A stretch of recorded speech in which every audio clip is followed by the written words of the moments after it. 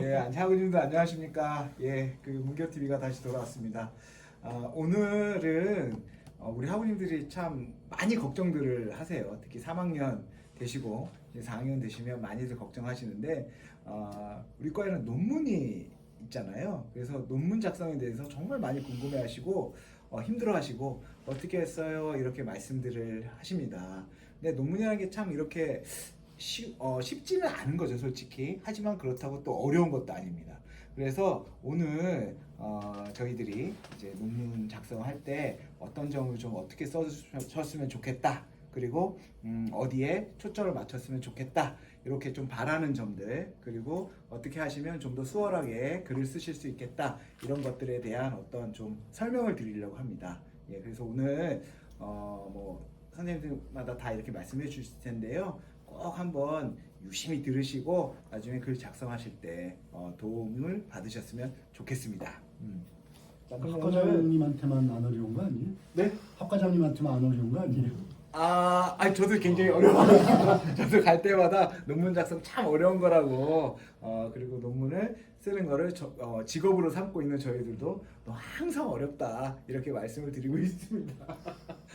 그래서 오늘 이제 다 이제 선생님들께서 듣다 보면 제 생각에는 아마 공통적인 점도 있을 거고요. 그리고 조금씩 이제 초점을 맞추시는 부분이 다른 점이 있으실 수도 있을 것 같아요. 그래서 하구님께서 본인께서 이제 어떤 주제에 관련돼서 관심이 있는지 그것도 좀 더 생각을 해보시고 한번 설명을 잘 들어주셨으면 감사하겠습니다. 예. 그러면 제 옆에 계신 김재영 선생님께서 먼저 말씀해 주시고 기억자로 돌아가겠습니다. 제 기준으로. 네. 제 기준으로 기억자로 이렇게 김재영 선생님, 성현주 선생님, 유창 선생님 이 순으로 이렇게 가도록 하겠습니다. 네. 김재영 선생님 말씀해 주시죠. 예, 방금 학과장님께서 말씀하신 것처럼 이 졸업 논문은 모든 학우님들의 걱정이자 우려인 것 같습니다. 이제 그래서 이번에 OT 갔더니 3, 4학년 학우님뿐만 아니라 1학년 막 신입생 분들도 졸업 논문 어떻게 하느냐고 이제 물어보신 분들도 계셨는데요. 예, 어렵다고 말씀하셨지만 절대 어려운 거 아니고요. 제 생각엔 굉장히 쉬운 것 같습니다. 예. 그래서 어떻게 쓰는지만 아시면 굉장히 쉽게 쓰실 수 있다라고 저는 생각을 합니다. 제가 담당하는 영역은 사회학 혹은 여성학 관련되어 있는 영역인데요. 아마 이제 인간과 사회를 들으시면서 가장 중요한 개념이 사회학적 상상력이라는 것을 들으셨을 것입니다. 이 사회학적 상상력이라고 하는 것은 우리 일상생활 그리고 주변에 익숙한 어떤 물건들 혹은 풍경 이런 관계들 현상들로부터 시작을 해서 이것들을 역사적으로 구조적으로 이런 어떤 것들이 어떻게 발생됐는가 도대체 어떤 힘들이 작용을 해서 지금 내 눈앞에 익숙한 것들이 나왔는가 이런 것들 그리고 혹시 문제가 있다면 이런 것들을 어떻게 해결할 것인가 이런 모든 것들을 사회학적 상상력이라고 하는데요. 졸업 논문은 무엇이냐? 이 사회학적 상상력을 사용해보는 실습, 실천 이런 거다라고 생각을 하시면 될 것 같습니다. 또 이렇게 이야기하니까 도대체 그게 뭐지? 이렇게 조금 더 어렵게 생각하실 수도 있을 것 같은데요. 그냥 자신의 어떤 익숙한 것들로 시작해서 조금 더 이것들을 역사적으로 구조적으로 살펴보는 것이다 이렇게 생각하시면 편할 것 같습니다. 그래서 이제 제 영역에서 이제 주요한 어떤 주제들 세부적인 주제들이 있는데요. 살아오면서 내가 진 어떤 금전적인 빚, 마음의 빚, 이제 이것으로부터 시작해서 이런 곳에서 벗어나는 어떤 자유로운 삶에 대해서 이것도 다 일상생활에서 충분히 생각할 수 있는 것이죠. 혹은 내가 태어나서 자란 어떤 나의 동네, 혹은 내가 이사간 어떤 동네, 혹은 나의 이사 경험 이런 것들도 다 일상생활에서 다 경험할 수 있는 것들인 것 같습니다. 조금 더 최근에 이제 또 중요한 것들 반려식물, 반려동물 굉장히 많이 키우시잖아요. 이제 그런 것들도 일상생활에서 충분히 쉽게 볼 수 있는 것들인데요. 그래서 이제 여기서 중요한 것들은 어떤 자신의 경험이라던가 자신이 어떤 목격한 것들, 자신한테 익숙한 것들이 굉장히 중요하죠. 그렇기 때문에 이 졸업 논문에서 자신들이 그런 것들을 어떻게 경험했는지 그래서 자신의 경험, 목격담 이런 것들이 굉장히 중요하고 이런 것들을 차근차근 쓰시는 것들이 졸업 논문에 굉장히 중요한 어떤 내용이 될 것이다 라고 하는 것입니다. 근데 방금 말씀드린 것처럼 그냥 이런 것들을 그냥 서술하는 것보다는 사회학적 상상력이 중요하다고 말씀을 드렸잖아요. 그래서 자신의 익숙했던 어떤 내 동네, 어떤 빛 혹은 반려동물 이런 것들이 왜 나한테 지금 이렇게 익숙한가? 혹은 좀 익숙한 것들 혹은 이제 이런 것과 관련된 어떤 문제들이 있다면 왜 이런 문제들이 발생했을까? 이런 것들을 그냥 어떤 묘사로 끝나는 것이 아니라 혹은 그냥 내 머릿속에서 나와 있는 어떤 상상 속에서 해결을 그냥 제시하는 것이 아니라 조금 여러 가지 방법론들을 가져와 가지고 그런 것들을 서술할 수 있을 것 같습니다. 이제 방법론이 그렇기 때문에 사회학적 방법론이 굉장히 중요한 것인데요. 이제 크게 이제 질적 방법이 있고 그다음에 두 번째로 양적 방법이 있습니다. 이제 양적 방법 같은 경우는 예를 들어서 설문조사를 생각하면 굉장히 쉬우실 것 같은데요. 예를 들어서 반려동물과 관련된 것이다라고 한다면 주변의 사람들한테 설문을 돌릴 수 있겠죠. 반려동물과 관련돼서 어떻게 생각하십니까? 타인이 어떤 반려동물을 키웠을 때 어떤 문제들이 발생하는 것 같습니다. 이런 식으로 설문을 돌려가지고 그런 데이터를 만들 수가 있을 것 같습니다. 반면에 질적 방법은 설문이 아니라 돌아다니면서 사람들을 만나보는 거죠. 반려동물을 키우는 사람들을 만나서 반려동물을 키웠을 때 어떤 어려움들이 있나요? 혹은 반려동물을 키웠을 때 어떤 즐거움이 있나요? 어떤 삶이 어떻게 풍성해지나요? 이런 것들을 물어볼 수도 있겠죠. 조금 더 나아간다면 반려동물과 관련해 가지고 어떤 정책적인 것들이 있으면 조금 더 반려동물을 키우는데 혹은 다른 사람들과의 어떤 문제가 반려동물과 관련해서 또 굉장히 문제들이 많잖아요. 사람들과 관계에 어떤 문제들이 많은데 이런 것들을 해결할 수 있을 것인지 이런 것들을 인터뷰를 통해서 그런 데이터를 만들 수 있을 것 같습니다. 그래서 첫 번째는 경험이 중요하고 그 다음에는 이런 데이터들이 굉장히 중요한 것이죠. 근데 그렇게 해서 글이 써지는 건 아닌 것 같습니다. 이제 글이 조금 더 발전하기 위해서는 다른 연구자들은 이 문제에 대해서 어떤 식으로 연구를 했고 또 어떤 식으로 이 현상이나 문제들을 서술을 했고 또 이 사람들은 또 어떤 식의 무슨 주장을 하고 있느냐 이런 것들을 조금 더 선행 연구들을 보신다 이런 것들을 선행 연구 검토라고 하는데요.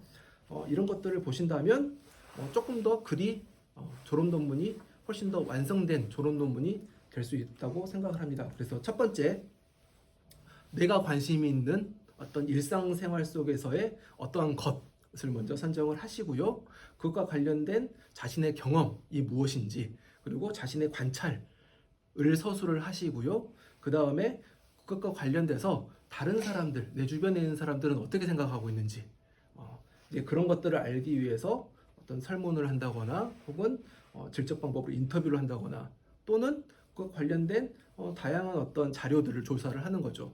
이제 그 전에 어떤 보고서가 있을 수도 있고요, 논문이 있을 수도 있고, 혹은 어떤 블로그에 여러 가지 글들이 있을 수 있습니다. 이제 그런 것들을 수집하셔가지고 어떤 사람들은 이렇게 생각하고 어떤 사람들이 이렇게 생각하는데 나는 이런 것 같다.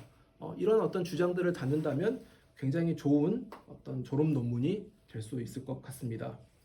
그리고 또 하나는 이제 이게 별표에 이외 항목 이외에도 사회와 현실 및 여성 문화적 다양성과 관련된 주제는 무엇이든 자유롭게 선택할 수 있다.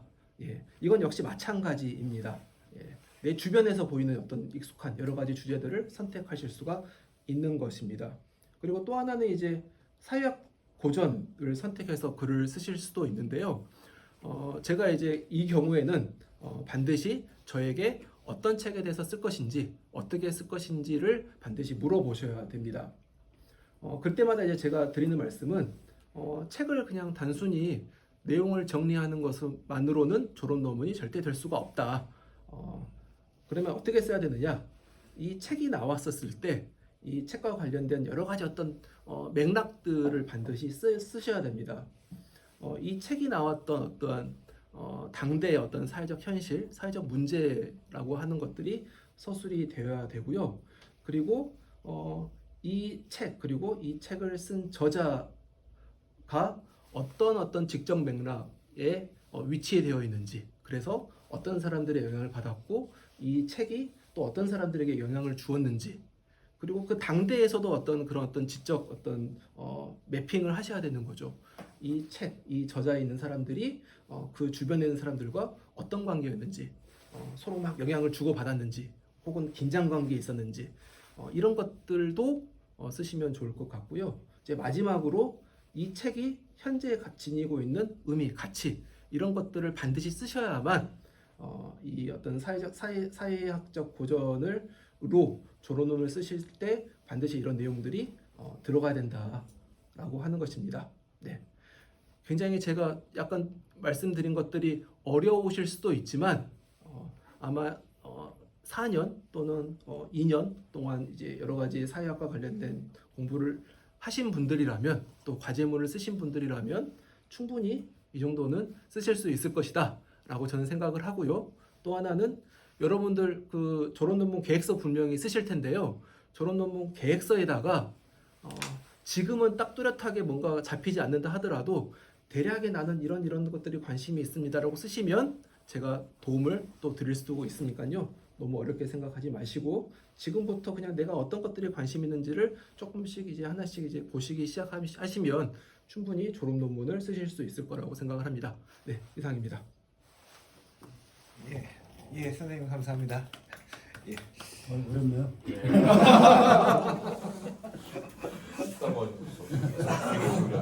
언제 쉬운 게 나오나 기다리셨는데 결국 쉬운 게 안 나오는구나. 카메라엔 안 잡혔겠지만 저도 인상 많이 써요. 예, 선생님 감사합니다. 예, 그러면 다음으로 이제 성현주 선생님께서 한번 말씀을 해주시면 감사하겠습니다. 네. 안녕하세요. 저는 성연주입니다. 저는 오늘 그 논문 작성에 관련된 것 중에 제 분야인 예술 분야 논문 작성을 초점으로 해서 더 말씀을 드리려고 하는데요. 첫 번째는 제가 항상 그 논문 심사를 하면서 느껴왔던 건데 저희가 보통 논문 계획서를 제출하시기 전에 이런 주제들을 쓰실 수 있다라고 목록이 있습니다. 근데 학우님들께서 다소 그 목록을 마치 꼭 거기에 있는 주제만 해야 된다고 생각하시는 경우가 있는 것 같아요. 그래서 가끔은 저한테도 메일로 그 주제 목록에는 없지만 논문을 쓰고 싶은 다른 질문이 있다라고 메일을 주시는 경우도 있는데요. 그래서 말씀드리고 싶은 점은 먼저 첫 번째는 거기 목록에 없더라도 예술 분야 전반에 관련된 거면 얼마든지 논문을 쓰실 수 있다는 점이고 혹시 그래도 불안하시면 저한테 한번 미리 이메일을 주시면 제가 한번 주제를 살펴보고 말씀을 드리겠습니다. 그리고 저는 조금 현실적인 팁에 대해서 말씀을 드리려고 하는데 아까 김재원 선생님은 구성 전반에 대한 걸 말씀을 하셨다면 제가 이제 또 논문 심사를 하면서 많이 느꼈던 점은 학우님들께서 대부분 연구 질문이라고 하죠. 이 주제에 왜 관심을 가지는지 그 왜라는 그 물음표가 논문에서 안 보이는 경우가 많은 것 같아요. 근데 사실 이거는 저도 이제 학위 논문을 쓰면서 또 다른 논문을 쓰면서도 가장 어려운 부분인데요. 제가 이거를 실제 학우님의 예를 통해서 말씀을 드려볼게요. 제가 작년에 논문 심사를 했던 논문 중에 하나가 주제가 이거였어요. 모차르트의 전기 영화인 아마데우스에 나오는 배경음악이 어떤 음악들이 나왔고 그 음악들에 대해서 한번 설명을 해보겠다. 저는 그 주제가 너무 좋다고 생각을 했어요. 저도 아마데우스 영화를 여러 번 봤지만 배경음악에 대해서는 굳이 그렇게까지 고민해 본 적이 없었는데 주제는 좋다. 그런데 거기에서 한 걸음 더 나아가서 이런 질문이었다면 어땠을까 싶어요. 예를 들면 전기 영화라 모차르트의 어린 시절부터 죽을 때까지가 나오니까 혹시 그 배경음악들이 모차르트가 실제 10살에 작곡한 곡을 10살에 관련된 화면을 보여줄 때 나온다거나 아니면 20살에 작곡한 곡이 그거와 관련돼서 나온다거나 이렇게 조금 더 단순히 배경음악을 소개한다가 아니라 왜라는 질문이 뭔가 더해진다면 더 흥미로운 글이 됐을 것 같은데 결과적으로는 아무래도 이제 학우님들께서 아직 학사 논문이다 보니 어디에서 열심히 찾아보신 내용을 그냥 채우시는 것에 지나지 않아서 개인적인 어떤 의견이라거나 해석이 들어가기가 어렵더라고요. 그래서 조금 더 이 논문을 나는 왜 쓰는지 이 대상에 대해서 왜 관심을 가졌는지에 대해서 말씀을 해주시면 정말 좋을 것 같고요. 그런 점에서 제가 또 하나 드리고 싶은 말씀은 논문의 범위를 좁히시면 좋을 것 같아요. 이것도 실제 예로 한번 말씀을 드려볼게요. 항상 매 학기마다 최소한 3분 이상은 여성화가 프리다 칼로에 대한 논문을 쓰십니다. 근데 대부분의 분들이 생애를 다 설명하면서 이제 프리다 칼로와 남편에 대한 이야기 그리고 주요 작품들에 대해서 설명을 하세요. 근데 그거는 저희가 그냥 인터넷 검색을 하거나 책을 보면 항상 나와 있는 얘기잖아요. 그래서 그것보다는 차라리 이제 프리다 칼로의 뒤 약간 인생 후반부에 대해서 좀 더 집중을 하신다거나 아니면 남편하고의 관계가 자신의 작품에 어떻게 투영되는지를 작품 한 2개만 가지고 설명을 하신다거나 이렇게 조금 더 초점을 좁혔을 때 내가 더 고민을 많이 하게 되지 않을까 이런 생각이 듭니다.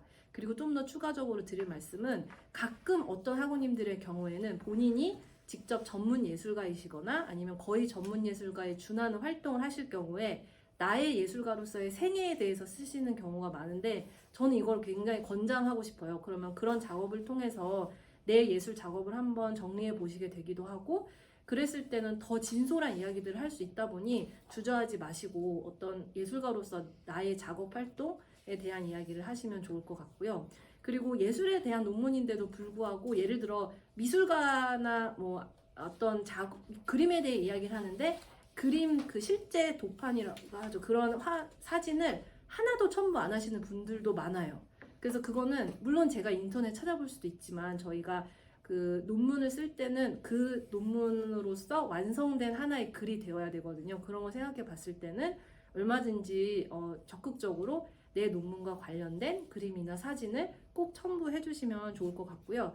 그리고 가끔은 이제 학우님들이 단행본 목록만 참고문헌에 많이 넣으신 경우를 보는데 가끔 이제 그걸 보면서 저도 과연 이 단행본을 다 읽으셨을까라는 생각이 들 때도 있고 때로는 너무 단행본만 참고문헌이 될 수 있다고 생각하는구나 그런 생각을 한 적이 있습니다. 그래서 뭐 다양한 논문은 물론이거니와 인터넷 자료도 저는 이제 우리 시대에는 충분히 인용의 대상이 될 수 있다고 생각을 해요. 그거를 잘 이제 인용을 적기만 하면 되거든요. 그래서 요즘에는 특히 네이버 포스트라고 해서 예술 분야 관련해서는 전문 연구자들이 거기에 투입되어서 정말 다양한 주제로 많이 아카이브를 해놨고 거기에 있는 자료들이 때로는 어떤 다른 교과서나 단행본보다 훨씬 정확할 때가 많거든요. 그러다 보니까 그런 자료들도 적극적으로 보시고 인용만 해주시면 되겠다는 생각이 듭니다. 그리고 마지막으로는 그 논문이 학우님들께 어떤 짐이나 그냥 하고 얼른 헤쳐버려야 되는 그런 게 되지 않기 위해서는 더욱더 자신의 의견을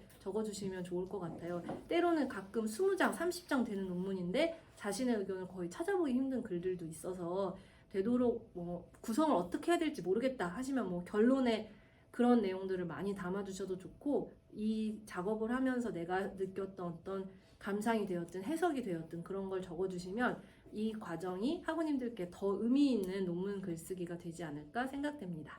네, 화이팅입니다. 예, 선생님 감사합니다. 예, 그 도움이 많이 됐을 거라고 생각합니다. 학우님들께서. 예. 근데 그 그림 같은 거 올렸을 때 파일 크기가 너무 커가지고 우리 학교 시스템이 업로드 안 되는 수도 있는데요. 그 파일 크기를 줄이는 방법은 어떻게 해야 되나요?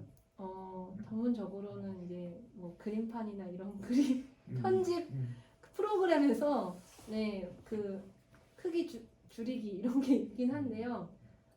정 어려우시면 그림 하나만 하나만이라도 저도 제 과제물에 그 학우님들 사진을 하나 이제 답사나 이런 데 가서 하나 올려달라 그러는데요. 저는 어떻게 말씀드리냐면 캡처를 그러니까 모든 그 윈도우에는 캡처 프로그램이 다 있잖아요. 그래서 사진을 이제 한 장 올리실 때 사진을 띄운 다음에 그걸 캡처를 하면은 용량이 확연하게 줄어듭니다.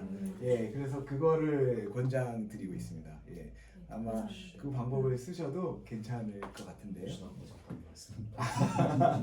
스마트폰 같은 걸 한다면 스마트폰 캡처 같은 걸로 하면은 네. 소리 없이도 바로 할 수 있으니까 네. 또 있긴 합니다. 갤럭시는 이렇게 하면 다 됩니다. 광고하는 거 아닙니다. 네. 부담스러운데. 예. 그러면 다음으로 그러면은 이제 이유창 선생님께서 한번 말씀을 해주시면 감사하겠습니다. 네, 안녕하세요. 저는 이제 세계사 서양사 파트를 맡고 있는 이유창입니다. 그래서 두 선생님께서 너무 말씀을 잘 해주셔서 제가 또 뭘 또 이야기할 수 있을까 고민이 들긴 하는데 저는 특히 앞에 두 선생님께서 각각 담당하시는 분야에 초점을 맞추어서 말씀하신 분이 있다고 하면은 사실 세계사 파트는 너무 광범위한 측면이 있습니다. 다른 범위. 그래서 저도 모르는 것들에 대해서 제가 어떻게 이걸 제도할 것인가에 대한 고민을 하게 된 경우들이 많이 있긴 한데 그러다 보니까 저는 꼭 세계사 혹은 서양사 논문 어떻게 쓸 것인가라는 것보다는 졸업 논문 일반을 어떤 식으로 쓰면 좀 더 좋을 것인가에 관해서 말씀을 좀 드리려고 합니다. 그 몇 가지를 생각해 볼 수 있을 것 같은데, 사실 논문을 어떻게 하면 잘 그리고 덜 힘들게 쓸 수 있을 것인가를 결정하는 가장 큰 요소는 이겁니다. 주제를 잘 고르는 것. 주제를 잘 고르는 데서 사실은 내가 앞으로 겪게 될 고난과 온 이제 행복한 여정 같은 것들이 모두 다 결정된다고 봐도 과언이 아닙니다. 특히 강조하고 싶은 것은 무엇인가? 나에게 주어진 시간이 합리적으로 봤을 때 총 어느 정도인데, 뭐 3개월일 수도 있고, 논문을 좀 오래 준비하시는 분이라고 하면은 뭐 1년 이상이 될 수도 있겠죠. 아주 짧은 경우에는 현실적으로 몇 주밖에 쓸 수가 없다라고 했을 때, 그 기간 동안 내가 쓸 수 있는 주제를 고르는 것이 사실은 굉장히 중요합니다. 이게 안 되면은 감당할 수 없는 주제를 갖다가 던져놓은 다음에 이걸 도대체 글로 풀어낼 수 없는 상태에서 주저하는 경우도 많이 생기기 때문에, 저는 그 주어진 기간 동안 내가 다룰 수 있는 주제라는 점을 계속해서 강조하고 싶고, 뭐 이것에서 그렇다면 주제를 어떻게 이걸 좀 좁힐 것인가, 그래서 몇 가지 기준을 얘기할 수 있을 것 같아요. 가령 이제 논문 검색 사이트들, 리스타 KR 같은 곳에서 검색을 했을 때, 관련 키워드를 검색했을 때 자료가 너무 많이 나오거나 너무 적게 나온다.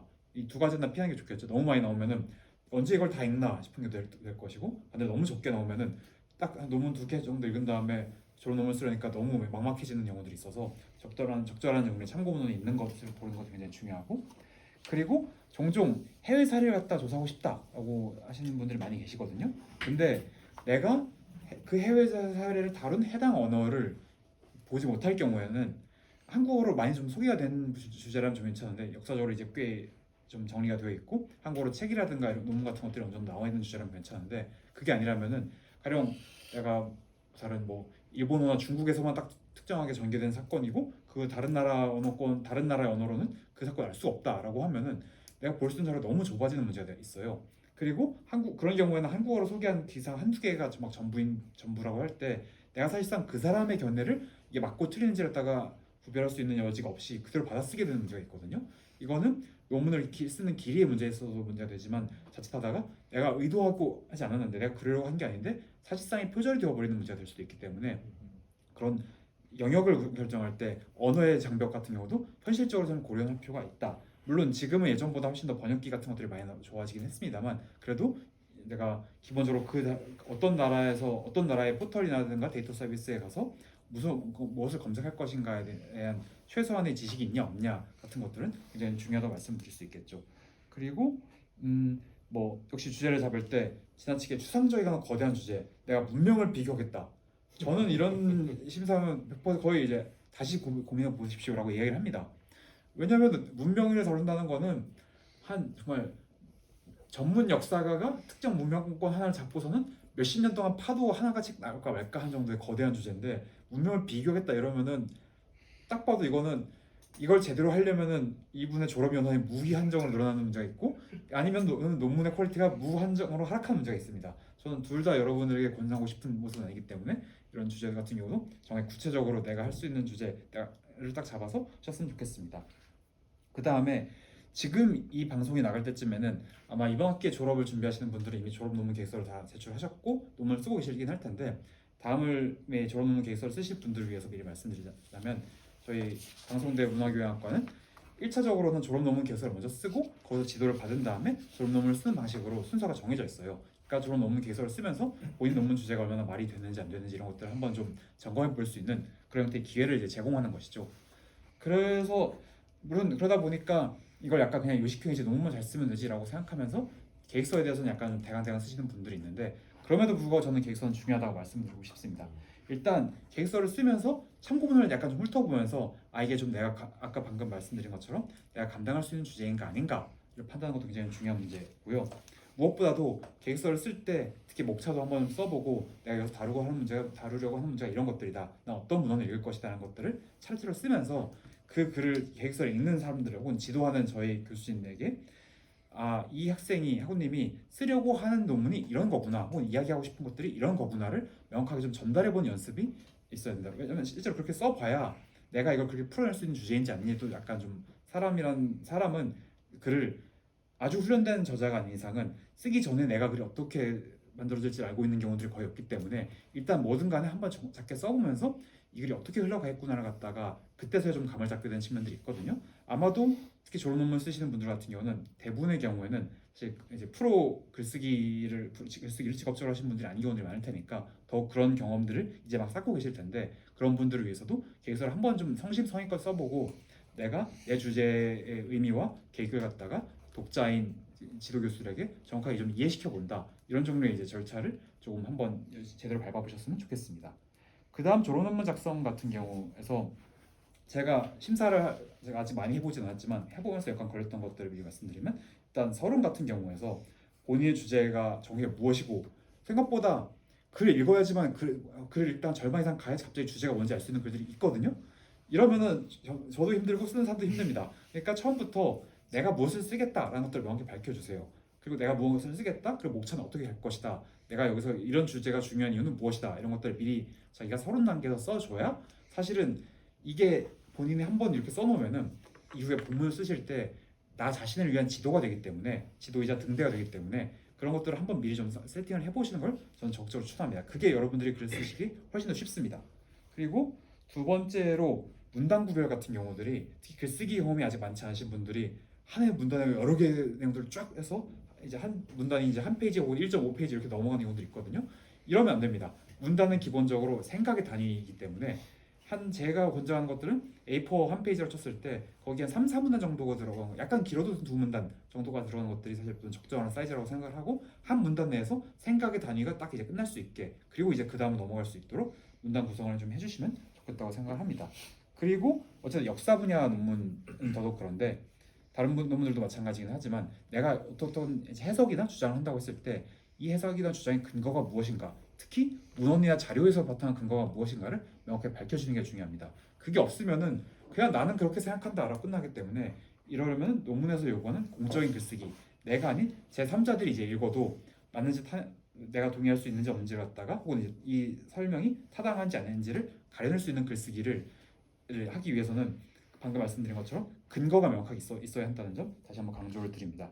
그리고 퇴고 마지막에 제출을 하실 때 아무래도 일정이 너무 특히 급하게 쫓기시는 분들 같은 경우는 어쨌든 끝까지 갖고 결론이 끝났으니까 논문 끝 이러면서 바로 내신 경우들이 있는데 퇴고를 한번 하는 게 굉장히 중요합니다. 퇴고를 하면서 이 글이 이렇게 읽히는 게 말이 되는가, 이 문단 다음에 이 문단 나오는 게 말이 되는가, 내가 여기서 정확한 단어를 썼는가, 오탈자는 없는가 이런 것들 한번 잡아내면은 그 퇴고를 한번 하고 안 하고가 이건 과제물도 마찬가지입니다만 글의 퀄리티에 엄청나게 많은 차이를 가져오기 때문에 저는 퇴고를 반드시 한번 꼭 하시라 강조를 드리고 싶고 그리고 제 논문에서 논문 심사 특히 강조드리는 것이긴 하지만 아까 말씀드릴 때 해석이라든가 이런 주장을 제시할 때 꼭 근거 자료가 있어야 된다고 말씀드렸잖아요. 바꿔 말하면은 해당 부분에 뭐 각주를 밑에 주석을 하단에 달든 아니면 옆에 괄호치고선 이게 어디서 가져온 내용인지를 밝히시든 인용 출처를 반드시 밝혀주는 게 굉장히 중요합니다. 인용 출처가 왜 중요한가? 인용 크게 두 가지 이유 때문에 중요한데요. 하나는 방금 말씀드린 것처럼 내 주장의 근거가 여기서부터 기원한다라는 것들을 명확히 밝히는 데 한 가지 이유가 있고 다른 하나는 글을 읽는 사람이 그런 근거가 사실인가 아닌가를 한번 확인할 수 있게 직접 그 인용 출처를 확인할 수 있는 그런 종류의 통로를 마련해 준다는 것이 굉장히 중요합니다. 여러분도 보시면은 다른 사람이 맞는 말을 하고 있는지 아니면 틀린 말을 하고 있는지 판단할 때 이 사람이 어디서 무슨 자료를 봤는지를 여러분도 똑같이 찾아서 봐야 이 사람이 자료부터 제대로 읽었는지 아닌지 같은 것들을 다 확인하실 수 있는 거잖아요. 마찬가지 졸업 논문도 마찬가지이기 때문에 꼭 인용 출처를 밝혀주시고 그 인용 출처의 핵심은 그냥 나는 무슨 책에서 인용했다고 딱 끝나는 게 아니라 내가 인용한 판본이 무엇이고 내가 만약 인터넷 자료를 이용했으면 어떤 링크를 통해서 볼 수 있고 이런 것들을 적어주셔야지 글을 읽는 사람이 다 찾아 들어가서 이분이 본 자료가 이게 맞구나 그리고 이 자료에 몇 쪽에 정말로 이제 그런 내용이 실려 있구나 같은 것들을 확인할 수 있게 해주는 것 이게 정말로 중요합니다. 특히 인용 출처를 밝히지 않는 것들이라든가 혹은 인용 방법을 약간 까먹어서 내가 문단 전체를 긁어서 그대로 붙여놨다라고 했을 때 이게 명확한 인용 출처 표기 방식이 없을 경우는 사실상 무단 표절될 수 있거든요. 그러면 저희 학과 논문 심사가 그래도 이제 작성자의 여러 가지 배경이라든가 상황을 고려해서 너무 깐깐하게 너무 엄격하게 아무도 넘을 수 없는 것들을 요구하고 절대 그러진 않는데 한 가지 절대로 걸리면은 저희가 그대로 넘어갈 수 없는 것이 바로 표절 문제입니다. 그러니까 표절가 1차적으로는 가장 심한 거는 이제 기사라든가 뭐 나무위키 뭐 이런 것들을 인터넷 백과사전 같은 것들 그대로 이제 복사해서 붙여넣으신 경우 당연히 이거는 그냥 무단 표절이기 때문에 저희가 이제 구제 여지가 없고요.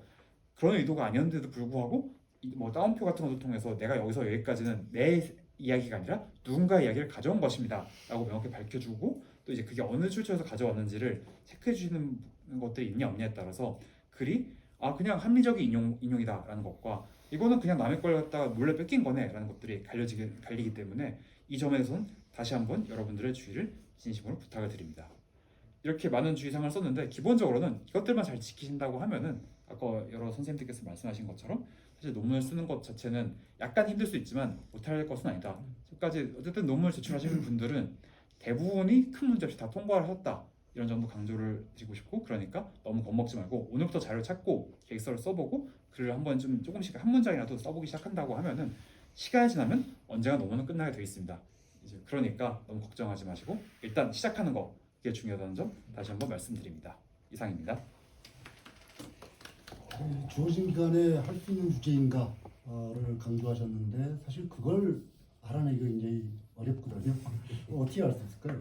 그래서 아까 몇 가지 기술을 드렸지만은 내가 참고 기간 주어진 기간 동안에 혹은 주어진 일부 기간 동안에 참고할 수 있는 자료의 양이 적절한가 너무 아까 말씀드린 너무 많거나 너무 적거나 혹은 내가 읽을 수 없는 문헌들이 많다 이런 경우는 솔직히 피하는 게 좋고 또 너무 복잡한 이야기다 혹은 내가 세계 제2차 대전 역사를 정리하겠다 이거는 사실은 전공자 봤을 때 저는 2차 대전사 전공자가 아니긴 하지만 정말 엄청나게 많은 문헌이 존재하는 것들이라서 저는 이런 주제 같은 경우는 이제 여러분들께서 인생을 걸고 내가 이 주제를 해보고 싶다 이런 종류의 패기가 아닌 이상은 추천해주고 싶지 않다 이렇게 말씀을 드리는 거죠. 일단은 그렇게 하시고 근데도 불구하고 솔직히 모르겠다 이러면 계획서를 써서 보여주세요. 그럼 저희가 본 다음에 이거는 조금은 이런 방식으로 좀 자료 몇 개 찾아보시면 하실 수 있는 주제다. 혹은 이 주제는 솔직히 말해서 이번 학기에 도저히 끝낼 수 없는 주제이기 때문에 다른 주제를 생각해 보셨으면 좋겠다. 이런 것들을 저희 이제 교수님이 합리적으로 판단해서 말씀을 드리도록 하겠습니다. 예, 감사합니다. 저희 유창 선생님께서 이제 논문의 전체적인 어떤 작성하는데 필요한 형식도 말씀해 주셨고 주제 선정의 중요성 이런 것도 말씀해 주셨습니다.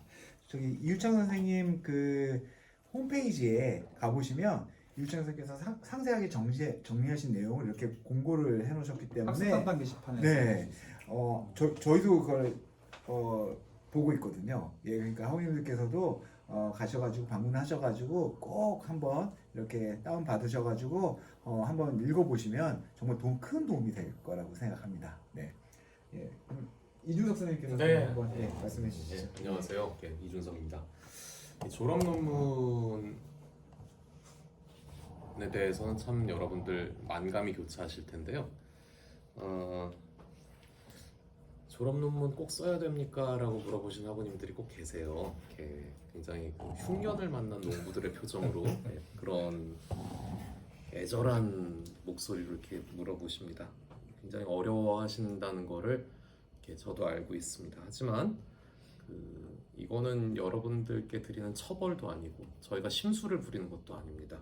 그 다음에 과거의 악습을 그냥 계속 저희가 되풀이하고 있는 것도 아니라는 점 먼저 말씀드립니다. 이것은 반드시 해야 되는 일입니다. 적어도 우리 문화교양학과에선 그렇습니다.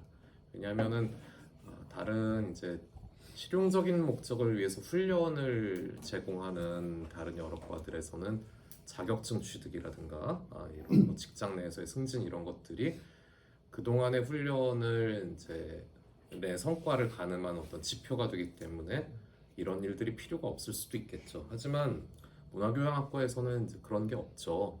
우리는 공부를 하는 곳입니다. 그렇기 때문에 읽고 정리하고 쓰는 것이 우리 공부의 전부다라고 할 수 있겠습니다.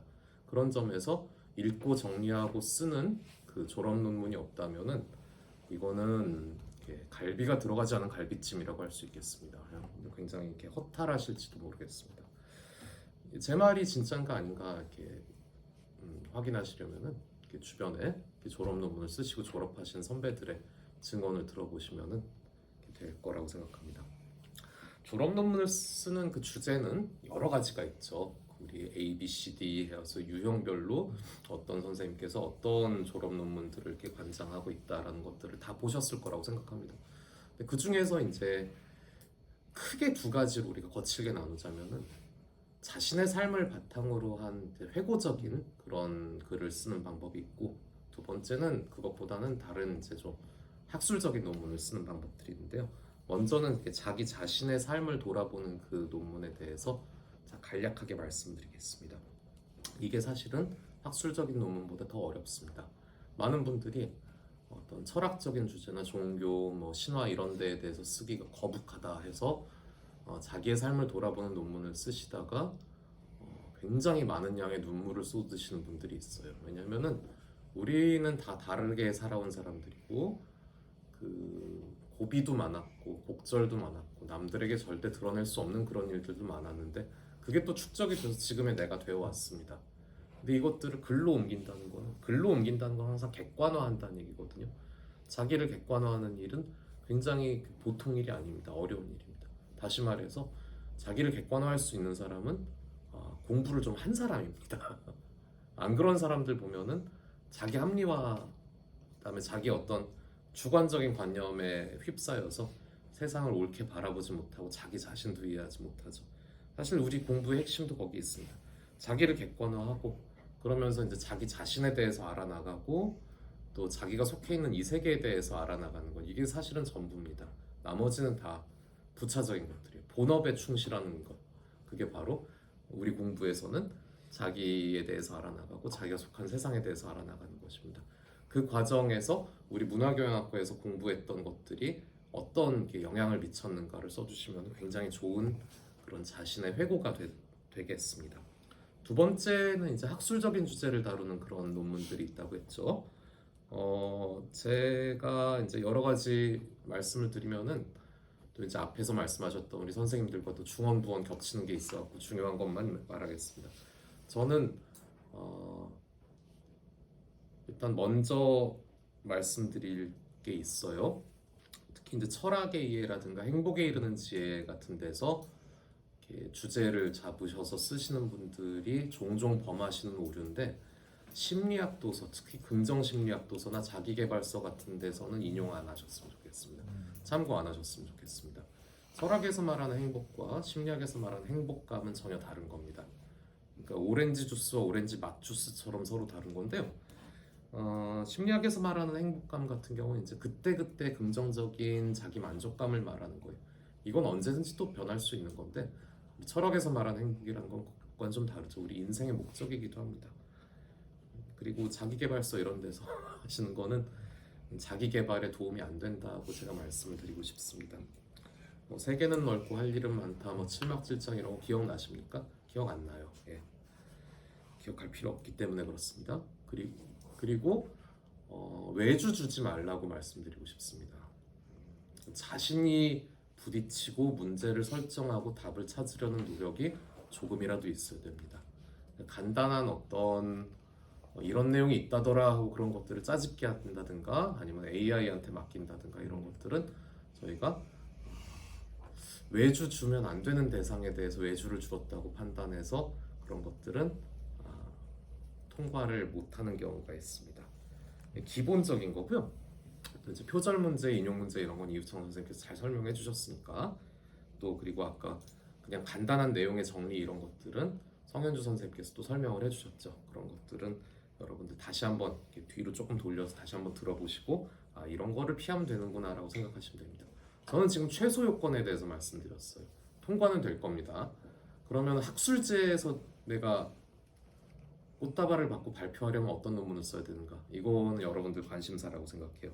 제가 왜 이렇게 높은 기준을 말씀드리냐면요.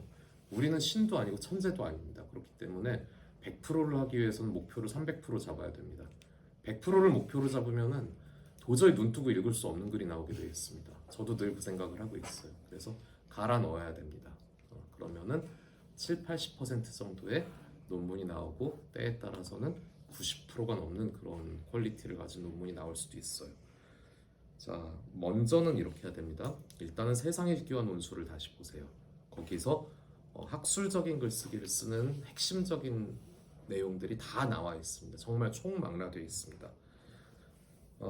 먼저는 문제를 잘 뽑아내야 되죠. 학술적인 글쓰기에서는 내가 왜 도대체 이런 문제에 집중하게 되었나라는 거를 읽는 사람한테 설득을 시켜줘야 됩니다.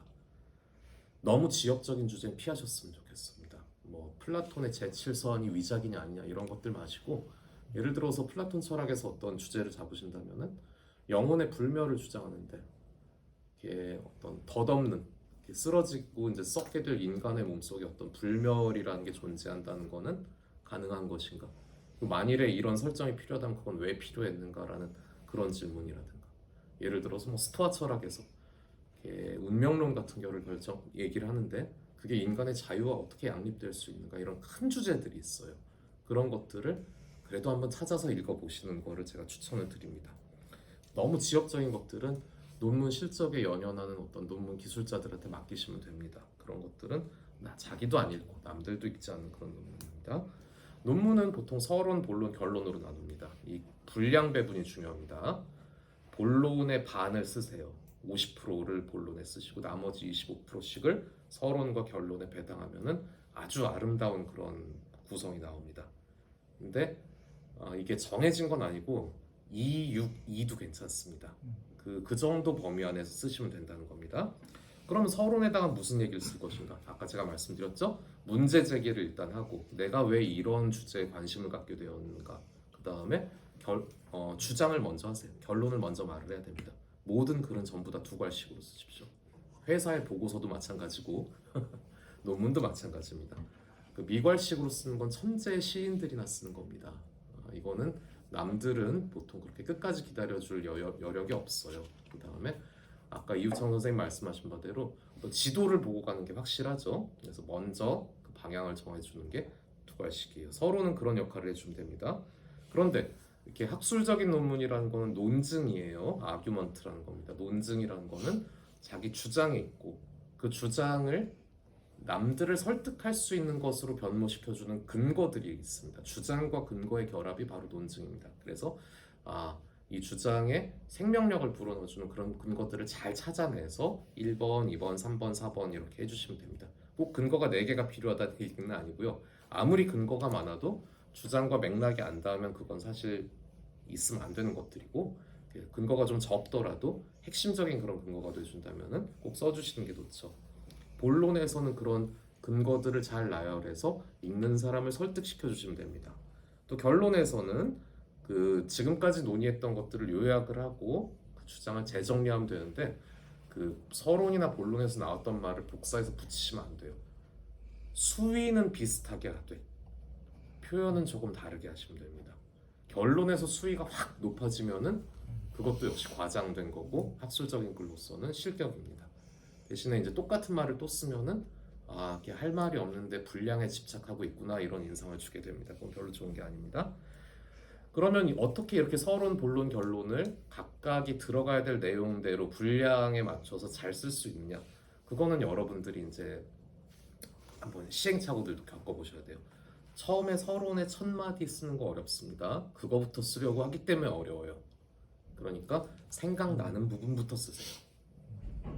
빨래를 개다가도 드라마를 보다가도 짜파게티를 끓이다가도 이거다 하면은 그때 메모를 하시는 겁니다. 저는 전공이 이제 기원전 8세기 7세기여서 아직도 이제 직접 쓰는데 그 패드도 있고 스마트폰도 있고 녹음도 할 수 있으니까 언제든지 그걸 해서 주무시기 전에 컴퓨터에다가 이렇게 정리를 해 놓으시면 됩니다.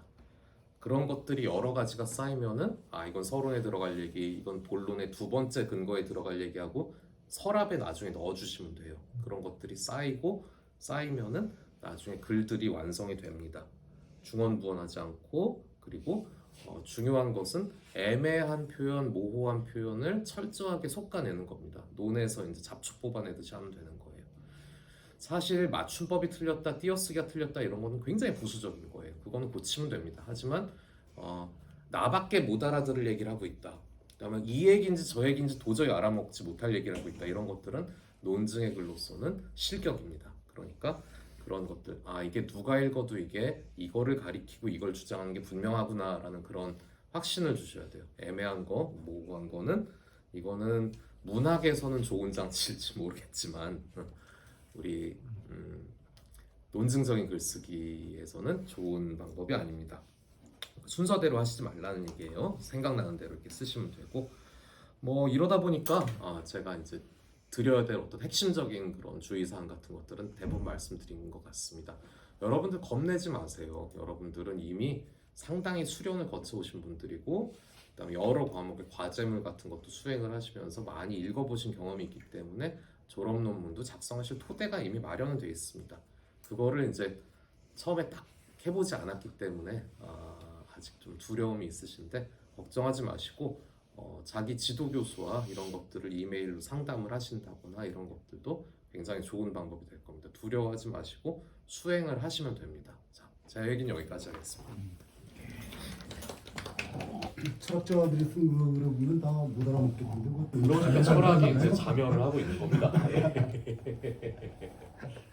그리고 옛날엔 그랬어요. 소크라테스도 그렇고 곤자도 그렇고 백주대낮에 사람들이랑 대화를 하면서 철학적인 주제에 대해서 어떻게 우리가 질문도 해보고 대답도 할 수 있는지 그 과정을 논의를 했는데 언젠가부터 이제 골방에 틀어박혀서 인상 잔뜩 찌푸리고 남들도 알아먹지 못할 글을 이렇게 써가면서 좀 약간 자폐적인 그런 학문이 되어가고 있는 것도 사실입니다.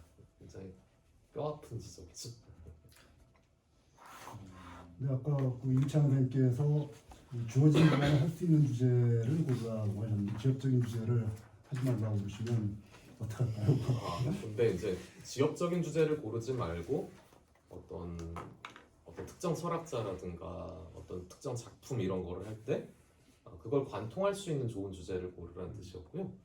내가 플라톤 철학과 공자의 철학을 한번 대대적으로 비교 분석하겠다라는 그거는 이제 우리가 전문적인 학자들이 아니기 때문에 전문적인 학자들한테도 그거는 필생의 공력이 들어가는 일들이거든요. 굉장히 어려우니까 평소에 이제 과제물을 하시면서 느꼈던 어떤 자기의 그 노하우 같은 것들이 있을 거예요. 이 정도 책을 한 2권 정도 읽고 과제물을 쓰니까 한 2주 정도가 걸렸다. 일주일 걸렸는데 몸살이 나더라. 이런 것들은 느낌은 있을 겁니다. 그러니까 그런 데이터를 활용을 해서 이런 거면은 1달, 2달 정도가 필요하겠다라는 그런 기간 예측 같은 거는 굉장히 중요하고 또 필요합니다. 안 해본 거는 데이터가 없기 때문에 예측이 안 되죠. 그러니까 너무 안 해본 건 하지 마세요. 네, 감사합니다. 참 학우님들께서 이준석 선생님께서 말씀해주신 것처럼 그 동안에 논문 쓸 그 과정 이런 것들을 우리 문화경영학과 학우님들은 다 하시고 이제 그 마지막으로 논문 쓸 이제 기본을 다 갖춘 상태에서 논문 쓰시는 거니까 너무 어려워하지 마시고 자신감을 가지고 이렇게 전진하시면 되겠습니다. 예. 그다음에 이제 정주영 선생님께서 한번 말씀. 예, 정주영입니다. 5번째 그러니까 이미 다 하셔서 하시는 말씀 별로 없네요. 그냥 제 주제와 관련해서 간단한 것만 좀 말씀을 드릴 텐데 일단 먼저 기억하셔야 될 것은 아까 서현진 선생님께서 말씀하셨던 내용입니다. 그러니까 우리가 그 예로 샘플로 제공해드린 주제 여기에 너무 얽매이실 필요가 없다라는 거죠. 그러니까 여러분들께서 쓰시고 싶은 내용을 자유롭게 쓰시면 되고 이 주제에 꼭 맞춰야 된다 이런 식의 부담은 전혀 가질 필요가 없다라는 점 다시 한번 강조드립니다. 대중문화 관련해서는 여러분들께서 쓰실 수 있는 것들이 굉장히 많은데요. 일단 아까 이준석 선생님의 분류에 따르면 회고적인 것 이런 것들도 충분히 좋은 논문의 주제가 될 수 있습니다. 그렇다면 여러분들이 어떤 영화나 드라마나 또는 TV 프로그램 같은 걸 보였을 때 재밌었다라고 한다면 난 왜 이게 재밌을까? 모든 사람들이 다 재미있어 하는 건 아니죠. 어떤 텔레비전 프로그램도 시청률 100%가 나오는 이런 프로그램은 없습니다. 아주 잘 나와봤자 월드컵 경기 같은 것도 한 90%까지밖에 안 나왔습니다. 10%는 여전히 축구를 좋아하지 않는 사람들이 있었다라는 것이죠. 근데 나는 그걸 흥미있게 본다는 말이죠. 난 왜 이걸 재밌어 할까? 근데 여기에 대해서 이제 자기 스스로를 한번 돌아보는 것이죠. 나의 어떤 배경 때문에 난 이 프로의 매력을 느끼는가라고 하는 것 이런 것들을 남들도 다른 사람들도 충분히 납득할 수 있도록 객관화라는 표현을 쓰셨습니다만 이렇게 쭉 풀어주신다면 그것도 하나의 훌륭한 논문이 될 수 있다라는 것이고요. 거기서 한 단계 더 나아간다면 예를 들어서 우리 OTT 서비스 특히 코로나 이후에 굉장히 많이 확산돼 있는데 굉장히 여러 회사들이 있지 않습니까? 우리가 가장 대표적으로 아는 거는 넷플릭스이고 또 디즈니 TV 같은 것들입니다만 또 국내에서 만든 이런 OTT 서비스도 있습니다. 근데 상대적으로 더 많은 사람들이 넷플릭스를 보고 있다라고 한다면 도대체 그 이유는 뭘까? 같은 것들을 생각해 볼 수도 있죠. 뭐 여러 가지 이유들이 있을 수 있습니다. 그럼 경제학적인 관점에서 접근할 수도 있고 뭐 경영학적이라고 해야 될지도 모르겠는데 어쨌든 넷플릭스가 그만큼 많은 자본력을 가지고 많은 이 돈들을 투자하고 있다, 싹쓸이 해가고 있다, 제작자들 뭐 이런 식의 것을 분석할 수도 있고요. 아니면 뭐 내용적으로 볼 때 넷플릭스에서 나오는 어떤 이 드라마들의 내용들하고 다른 데에서 나온 내용들이 어떻게 다른가라고 하는 것들 뭐 이런 것들을 이제 비교해 볼 수 있을 겁니다. 그런 것도 이제 충분히 훌륭한 논문의 주제가 될 수 있고 또는 뭐 한때 이 동성애 같은 뭐 이런 주제가 우리 텔레비전에 많이 나왔던 적이 있고 한때 영화나 드라마 같은 데서 좀비물이 많이 나왔던 적도 있습니다. 그러면 왜 이런 것들이 지금 이 시점에서 이렇게 많이 나오고 있을까라고 하는 것 이런 것들도 충분히 중요한 논문 주제가 될 수 있습니다. 사실 좀비물 같은 경우에는 역사적으로 계속 좀 이 형태는 약간 다르지만 반복돼 왔던 뭐 그런 것들이거든요. 그렇다면 과거에 그 좀비물이 나왔을 때 하고 뭐 아주 원리로 따지자면 프랑켄슈타인부터입니다만 프랑켄슈타인 나왔을 때 그 다음에 1930년대 좀비물이 나왔을 때 뭐 또 그 이후에 또 좀비물이 나오고 또 지금 나왔을 때 어떤 상황의 유사성이 있는가라는 것 뭐 이런 것들을 한번 검토해 보신다면 그리고 그걸 잘 정리해 주신다면 그것도 아주 훌륭한 논문의 주제가 될 수 있다라고 이제 말씀드릴 수가 있겠습니다. 정보사회와 관련해서는 뭐 요즘 역시 기술의 문제, 기계의 문제 같은 것들을 생각해 볼 수가 있죠. 되면 뭐 똑같은 휴대전화를 쓰더라도 예를 들어서 세대에 따라서 서로 쓰는 앱이 다를 수가 있습니다. 그렇다면 이 차이는 어떻게 나타나는 것일까? 뭐 이런 것들도 한번 생각해 볼 수 있을 것이고요. 그렇다면 휴대전화로 이 많은 분들이 이제 우리 이 방송을 보고 계시고 또 우리 수업도 듣고 계십니다만 상대적으로 또 이 PC를 더 선호하시는 분도 계실 수 있습니다. 그렇다면 이 차이는 또 어떻게 해서 만들어지는 것일까? 이런 것들도 한번 생각해 볼 수 있고요. 하여튼 제가 이제 드리고 싶은 이 말씀은 여러분들께서 가장 어려워하시는 것이 주제를 찾는 것인데 이 주제는 그렇게 멀리 있는 게 아니다. 추상적인 게 아니다. 뭐 물론 추상적인 주제도 있습니다만 그런 주제를 굳이 막 열심히 찾아 헤맬 필요는 없다라는 것이죠. 그냥 바로 여러분들의 일상에서 딱 궁금한 것이 떠오르면 그것이 바로 논문 주제가 될 수 있다라는 것이고요. 그걸 논문 주제로 만들 수 있기 위해서는 가장 중요한 자세가 여러분들이 끊임없이 왜라고 묻는 것입니다. 그러니까 모든 것에 대해서 왜 이럴까라고 계속 질문하는 이런 습관을 들여야 좋은 논문 주제들을 찾을 수 있다라는 점을 좀 말씀드리고 싶습니다. 사실 우리 문학영화과의 수업들에서도 추석 수업 같은 데에서 계속 이 많은 분들이 강조하셨을 텐데 이게 이제 바로 왜라는 질문을 던지는 것이거든요. 그래서 우리 일상 생활 그냥 흘러가는 것들 이것들을 그대로 흘려보내지 마시고 이건 왜 이럴까라는 것을 항상 끊임없이 질문하는 뭐 여러분들 아마 자녀분을 키우실 때 그런 경험들을 많이 하셨을 겁니다. 이 아이들이 이건 왜 이래? 뭐 이런 식으로 질문들을 많이 하잖아요. 근데 그때 이제 뭐 여러분들께서는 대답할 때 굉장히 고민하셨겠지만 이제 여러분들께서 직접 한번 그 어린아이 심정으로 돌아가서 계속 질문을 드리고 그 스스로의 해답을 찾아보는 뭐 이런 훈련을 하신다면 논문을 쓰시는 데는 전혀 어려움이 없지 않으실까라는 생각을 하고요. 어떤 형식으로든 논문을 써내시기만 하면 98% 이상은 합격된다, 통과된다 라는 것을 염두에 두신다면 더욱더 자신 있게 논문을 쓰실 수 있지 않을까 싶습니다. 화이팅입니다. 예, 선생님 감사합니다. 학우님들 자신감이 막 올라가지 않습니까? 예. 많이 올라가셨을 것 같습니다. 예, 이제 진보성 선생님께서 한번 말씀을 해주시겠습니다. 네. 안녕하세요, 진보성입니다. 아까 정 선생 말씀하신 것 중에 재미있는 게 그 좀비물에 대한 변화. 이 시대에 저도 좀비물을 처음 본 게 1980년대 중반쯤인가? 살아있는 시체들의 방요? 아니 소년 중앙 이런 데서 강시 같은 거. 부두교 소개를 맞아요. 하면서 막 구두 인형.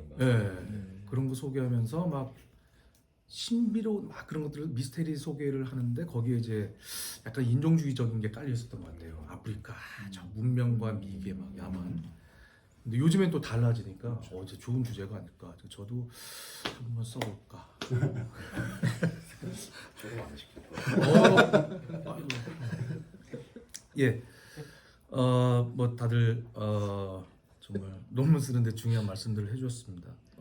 저도 다 앞에 선생님들 말씀하신 것이 들으면서도 또 나도 논문 쓸 때 좀 그렇게 마저 해야 된다. 예, 각성을 하게 됩니다. 한편 그러면서 이제 학술 논문 같은 경우에도 저는 항상 놓치는 게 있는데 좀 드라이하게 써야 된다. 그러니까 건조한.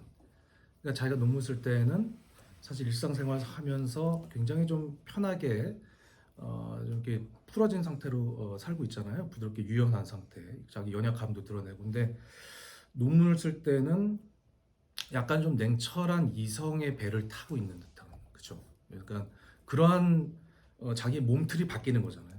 예, 그 상태를 한번 경험해 보는 것도 굉장히 중요한 어떤 방법이거든요. 그래서 공부를 정리하는 방법이기도 하고 공부를 체화하는 방법이기도 한데, 제가 이제 그저께 부산 지역대학 그 출석 강의 끝나고 이제 몇몇 학우분들하고 또 이제 점심 식사 같이 했는데 이제 만두 먹으면서, 근데 그때 학우분들 말씀이 문화경영학과는 논문 쓰는 이 과정이 있어야 된다. 왜냐하면 자기도 습작으로 글을 써보긴 했는데 글을 써야지만 이게 자기한테 남는다는 거죠. 예. 내 손끝에서, 이 손가락 끝에서 내 머릿속에 남는다. 그렇습니다. 저도 출석 수업을 하면서 잊어먹었던 그 과목의 중요한 핵심 포인트들을 다시 또 되새김질을 하고 합니다. 그렇기 때문에 논문이라고 하는 것은 결국은 이 우리의 어떤 그 한순간의 배움을 한쪽으로 들어가서 이렇게 한쪽으로 바로 직통으로 나가는 게 아니라 이 안에서 이렇게 계속 오랫동안 그 맴돌게 만드는 어떤 그 역할을 할 수 있는 것 같습니다. 예, 그 방법이, 공부의 방법 중에 하나가 또 논문이라는 것으로 이제 활용 정점이 되지 않는가, 그런 생각이 좀 들었습니다. 그래서 일단은 그런 논문을 이제 열심히 써 보시고요. 예, 그 과정을 좀 즐기시면서 조금은 이제 아까 처음 말씀드린 것처럼 약간 냉철한, 드라이한 그러한 자기의 언어를 한번 구사해 본다. 예, 그걸 말로 나오는 걸 한번 써본다. 예, 이런 생각으로 논문을 써보시면은 많은 도움이 될 것 같습니다. 저 같은 경우에도 특히 뭐 동양 철학, 저는 이제 동양 철학을 맡고 있으니까 동양 철학 쪽에서 뭐 한국, 동양 이쪽 사상에서 보면은 이제 어떤 인물에 대해서 쓰게 되는데, 이 한국의 유교주의의 좀 안 좋은 부정적인 부분이 뭔가 하면 이게 자기 집안 사람들, 자기가 존경하는 사람들, 이거 완전히 진짜 너무 이 사람에 그냥 몰빵을 하거든요. 예, 그래서 뭐 저도 많이 실수하는 게 뭐 정조, 이런 인물들이, 정조란 어떤 위대한 왕이 조선의 어떤 이성을 깨우치게 했다. 예, 뭐 이런 것들이 있거든요. 그래서 이러한 이제 어떤 감정이 들어가는 글들이 있는데, 감정이 너무 많이 들어가게 되면 글이 에세이화 되더라고요. 그런 저도 경험이 있어서 그런 감정들을 좀 이제 끊어내고 좀 드라이하게 쓴다, 이런 생각을 항상 유지하면서 쓰시면은 글이 학술적인 글이 되는데 좀 도움이 되지 않을까, 이런 생각을 좀 해봤습니다.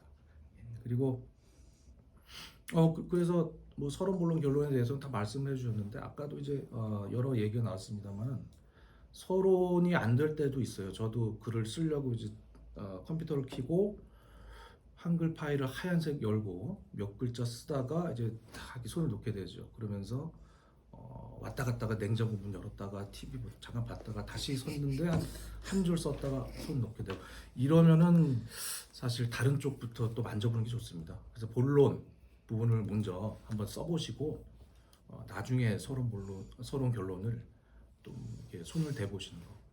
그래서 초고에 너무 강박을 갖지 마시라, 다듬기에 희망을 걸어라. 예, 이런 말씀을 좀 드리고 싶습니다. 그 다듬는 과정에는 뭐 지도 교수님들과 문답을 통해서도 그 해답을 어느 정도 도움을 받으실 수 있을 테니까 그런 식으로 열심히 준비하시면 또 좋은 논문을 만들 수 있지 않을까 생각이 듭니다. 자, 그리고 하나만 말씀드리겠습니다. 예, 그래서 특히 이제 하나만 팁을 드리면 뭐 고전 함께 읽기 고전, 논어 뭐 이런 동양 고전, 논어도 있지만 뭐 맹자도 있고 뭐 장자도 있고 노자도 있고 맞습니다. 근데 논어로 예를 들면은 이제 전통적인 어떤 개념들만 너무 주제로 만들지 마시고 뭐 예를 들자면은 배우고 때 없이 익히면 기쁘지 않은가. 그런데 배우고 때 없이 익히면 힘들지 않습니까? 피곤하죠. 어렵습니다. 네. 그래서 왜 공자는 배우고 때 없이 익히면 즐겁다고 했는가? 그렇다면 공자가 생각하는 배움, 학습, 익힘이라고 하는 것은 지금 우리가 생각하는 학습과 다르다라는 생각을 해볼 수가 있겠죠. 그런 식으로 주제의 목차를 이제 잡아보시면은 그다음에 뭐야 고대 옛 것과 지금의 것을 비교해 보는 그러한 논문들도 주제가 나올 수가 있겠죠. 그리고 뭐 학위편 1장에 또 있지 않습니까? 남이 알아주지 않아도 서운해하지 않으면 군자답지 않은가? 남이 알아주지 않는데 서운해하지 않다? SNS에 좋아요 30개 이하가 나오면 나는 서운해하던데 뭐 이렇지 않습니까? 그러니까 지금의 지금의 나의 아주 가까운 환경, 아주 사소한 것들 그런 것들도 사실 논문의 주제, 이거 너무 논문의 주제는 무겁다고 생각하는데 그렇지 않습니다. 가벼운 것에서 이 무거운 것을 무거운 것을 대했을 때 그 균열, 거기에 이제 그런 것들 탁탁 꽂아 들어가면은 이게 이제 안에서 다 화학 반응이 일어나면서 멋진 걸로 다시 만들어지죠. 예. 그렇게 한번 여러 시도를 한번 해보세요. 예. 너무 어렵지 않게, 무겁지 않게, 가볍게 한번 해보시면 좋은 결과가 있을 겁니다. 예. 저 여기까지. 제습기를 틀어놓고 하면 좀 도움이 될까요? 드라이어. 그렇죠. 좀 제습기가 제일 낫겠네요. 예, 감사합니다. 예, 논문에 대해서 선생님들께서 정말 많은 좋은 말씀을 해주셨어요. 논문은 일단 형식을 갖춘 글이라는 거, 그리고 주제 잡는 것들, 그리고 논문이라는 거는 이제 서론, 본론, 결론이 반드시 중요하다는 것, 그리고 주제를 좁히고, 뭐 그거를 또 세분화시키고, 그리고 그 근거도 명확하게 하고, 이런 것들이 굉장히 중요한 것입니다. 이제 제가 이제 마무리를 해야 되는데 참 항상 마무리하다 보니까 부담이 되는데요. 학우님들께서 우리 교수님께서도 말씀해 주셨지만 항상 갈 때마다 학우님들께서 질문하시는 것이 우리 문화교양학과에서 왜 논문 씁니까? 예, 유창 교수님께서 말씀해 주셨지만 그겁니다. 근데 저는 그렇게 제가 이제 뭐 학우님들께 말씀드려서 저는 항상 이걸 말씀드리는데요. 학우님들 그동안에 1년, 2년, 3년 이렇게 그리고 4년 가까이 우리 과에 들어오셔가지고 어떤 것들을 정말 다양한 걸 많이 공부하시잖아요. 그리고 정말 책도 많이 보시고 그러는 과정에서 그리고 과제물도 맨날 이제 오면은 막 과제물 해야 돼, 또 과제물 해야 돼, 막 이렇게 힘드시잖아요. 그 과정에서 학우님들이 했던 거를 생각해 보시라고 저는 항상 좀 이렇게 질문을 드리는데요. 그 과정에서 학우님들 정말 교재 열심히 읽어주시고, 그렇죠? 그 다음에 그 교재를 요약하시고요. 예. 그리고 그거를 또 일정 분량에 맞춰가지고 또 그거를 작성을 하십니다. 그 기준에 저희가 막 기준을 드리잖아요. 뭐 저 같은 경우는 반드시 A4 반장, 뭐 아니면은 반드시 A4 한 장, 뭐 15에서 20줄 이렇게 기준을 드리는데요. 그러면서 이제 학우님들 요약하시고 짧은 글도 쓰시고 그러세요. 그런 거를 이렇게 1년, 2년, 3년, 4년 하시고요. 그러면 이런 과정을 겪은 다음에 이제 최종적으로 이제 학우님들이 하시는 것 뭐냐? 그런 소양이 요약하고 읽고 요약하고 짧은 글쓰기가 되는데 긴 글쓰기를 안 할 이유가 없습니다. 왜냐하면 그 앞에 있는 것들을 이미 다 하셨는데 그걸 안 하실 이유가 없는 거죠. 그래서 저는 학우님들께 이렇게 말씀드립니다. 그러니까 학우님들께서 이미 다 그런 거를 과정을 겪으셨는데 저희가 그거를 못하게 제도적으로 없애버리면 책임 반기라고 이렇게 저희는 얘기를 해요. 왜냐하면 학우님들께서 한번 그런 수련을 한번 해보시고 긴 글을 써보시면 굉장한 자신감이 붙을 겁니다. 내가 생각하는 것을 표현하는 것을 조리 있게 내가 왜 이렇게 생각을 했고 그 근거가 뭐고 그렇기 때문에 나는 이렇게 생각해 이런 것들을 최소 A4 6장 이상의 긴 글로 이걸 표현해 본다는 거는 정말 돈을 주고도 살 수 없는 경험이 되실 겁니다. 그렇기 때문에 논문이라는 것은 어떤 의사 표현이라든가 이런 거에서 굉장히 중요한 것이죠. 그렇기 때문에 글을 한번 체계적으로 써보는 게 굉장히 의의가 있을 겁니다. 그래서 우리 학우님들 같은 경우 논문 쓰신 다음에 주변 선배님들 보시면 막 힘들어 하시다가 졸업하신 선배님들 논문 막 써야 된다고 좋다고 다 말씀해 주잖아요. 이준석 선생님이 계속 말씀해 주신 것처럼 그 이유가 다 있는 겁니다. 괴롭히려고 하는 게 아니라 정말 논문 쓰고 나면은 너무나 마음이 뿌듯한 거예요. 내가 이걸 썼다니. 내가 이걸 썼다니. 그러면서 나의 그 어떤 자신감, 의사를 표현하고 싶어하는 그 자신감이 굉장히 올라갈 겁니다. 이거는 어떤 자격증과도 바꿀 수 없는 우리 문화교양학과의 가장 최대의 장점입니다. 그러니까 이거를 이해해 주시고 학우님들께서 정말로 우리 교수님들께서 말씀해 주신 것처럼 주변에 있는 작은 것들 그리고 내가 관심 가지고 있는 것들 그리고 우리가 공부해왔던 것들 중에 어떤 좀 내가 좀 더 이거를 좀 더 깊게 한번 조리 있게 얘기해 보고 싶다는 것 이런 것들을 주제를 잡아가지고 한번 적어 보시면 좋은 글 충분히 쓰실 수 있으실 겁니다. 그리고 논문은 참고로 저희들이 보기 때문에 어떤 과제물이나 우리 학교 공통적으로 하는 것보다는 조금 여지가 있습니다. 그게 뭐냐면 그래서 분량 같은 경우도 만약에 내가 너무 많이 글을 쓰는데 이거 안 올라가는데 어떡하죠? 걱정하지 않으셔도 됩니다. 무조건 내 지도 교수님한테 메일로 보내주시면 될 거예요. 그럼 그거 보고요. 올리는 거는 추려서 올리시면 되는 거죠. 그러니까 분량 걱정하지 않으셔도 된다. 너무 적으면 안 되는 거죠. 많은 거는 저는 상관없다고 생각합니다.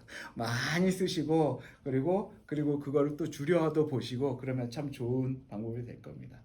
예, 학우님들 이제 중반 그쵸 과제물 작성도 하셔야 되고 참 많이 바쁘실 텐데 논문도 주제도 4학년 학우님들, 3학년 학우님들은 잘 정하셔가지고 주제 정하셔가지고 이제 연구 계획서도 작성하시고 저희한테 주시면 저희가 정말 열심히 보도록 하겠습니다.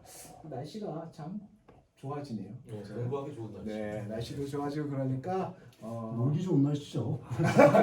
밖에도 나가시고요. 밖에도 나가시고 바람도 쐬시고 영화도 보시고 뭐 그렇게 하시다가 또 책도 보시고 그리고 아까 진보성 선생님 말씀하셨잖아요. 막 과제물 하는데 잘 안 되고 만두도 드시고 그리고 안 써주시면 그냥 주변도 이렇게 하다가 갑자기 딱 생각나는 거 있으면 또 적으시고 그래서 좀 마음 편안하게 이렇게 해주시면 되겠습니다. 마음 편안하게 해주시지만 과제물 탑재 기간이라든가 아니면 논문 계획서 탑재 기간 이건 굉장히 중요하니까 잊으시면 안 되겠죠. 그렇죠? 예, 학우님들 한번 참 많은 도움이 됐으면 좋겠습니다. 저희는 그러면 이제 다음번에 아마 기말 과제물 관련해서 이야기를 나누는 시간이 될 것 같은데요. 예, 그때 뵙도록 하겠습니다. 그 전에 뵐 수도 있어요. 예. 예, 그럼 인사드리고 그러면 다음번에 뵙도록 하겠습니다. 예, 다음에 뵙겠습니다. 네, 네. 감사합니다. 감사합니다.